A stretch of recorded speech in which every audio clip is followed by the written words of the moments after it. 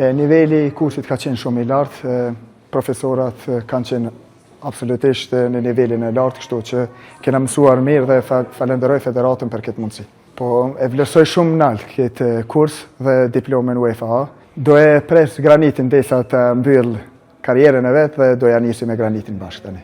Kam një synim për të ardhur te Bazeli, te ekipi i parë, kështu që e pres Granitin derisa ta mbaron futbollin, tani doja nismi bashkë. Atëherë ka qenë një eksperiencë jashtëzakonshme për mua si trajner i ri. Kam qenë shumë i lumtur që kam qenë pjesë e këtij grupi. Falenderoj Federatën e Futbollit Shqiptar për mundësinë që më dha.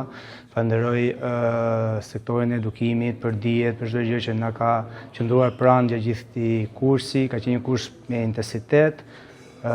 Grupi ka qenë fantastik, kemi shkëmbyer eksperiencat me njëri tjetrin, jemi arritur gjithë së bashku.